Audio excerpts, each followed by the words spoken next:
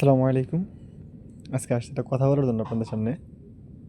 কথাটা হলো গিয়া যে সবাই মনে করেন যে হলো গিয়া প্রবাসীদের ব্যালট নিয়ে সমস্যা করার জন্য মনে করেন যে যে ধানের শীষের মার্কা মাঝখানে পড়ছে, ভাঙার ভিতরে পড়ছে। এটা নিয়ে খুব কয়দিন মনে করেন যে অনলাইনে অনেক কথা হইতেছে। এখন মনে করেন যে আমি একটা জিনিস দেখাই। কথার কথা মনে করেন যে এটা ধানের শীষ, ঠিক আছে? ধরেন এটা ধানের শীষ মাঝখানেরটা, এটা মনে ভাঙার ভিতরে পড়ছে, ঠিক আছে? এটা ধরেন দাঁড়িপাল্লা, ঠিক আছে? এটা উপরে পড়ছে।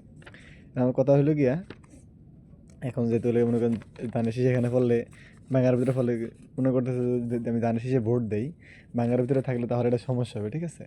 তাহলে যে সমস্যা হবে আপনাদের কাছে এটা মনে হইতেছে, ঠিক আছে? এখন আপনারা এটা নিয়ে খুব মনে করেন মাতামাতি করতেছেন।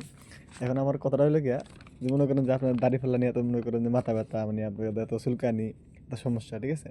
তো ওই ক্ষেত্রে গিয়ে আপনারা একটা কাজ করবেন, মনে করেন একটা সহজ বুদ্ধি লেগে মনে করেন দাড়ি ফেলা, ঠিক আছে? এই যে মনে করেন দাড়ি ফেলা কোন আছে দাড়ি ফেলা, আপনারা কি করবেন এদিকে মনে করেন যে সোজা ভাঙবেন, যাতে করে আপনাকে যদি গিয়া দাড়ি ফেলানোর সমস্যা দাড়ি ফেলার ভাঙা দিবেন, ঠিক আছে?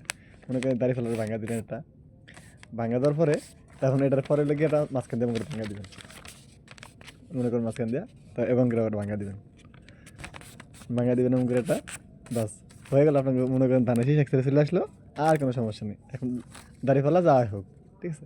আপনার যেটা নিয়ে এত সমস্যা তাহলে আপনি এটা করেন, তাহলে একটা সহজ সমাধান এটা, ঠিক আছে?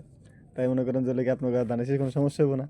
ধানের শীষ মনে করেন দাড়ি ফাল্লা এত চুলকানি যে দাড়ি ফাল্লা হলো গিয়া মনে করেন উপরে দিল, ধানের শীষ মাঝখানে দিল, ধানের শীষ নিচে দিল কে, অনেক কাহিনি, ঠিক আছে? তো এটা করেন তাহলে আপনারা, এটা করলে খুব ভালো হবে। তার মনে করেন আপনাকে হলো গিয়া ধানের শীষে মনে করেন যে আর ভাঙ্গা পড়বো না, ভাঙ্গা বাইরে পড়বো, অন্য মার্কার মধ্যে ভাঙ্গা পড়বো, ঠিক আছে? তাহলে এটা করেন। ওকে, আল্লাহ হাফেজ।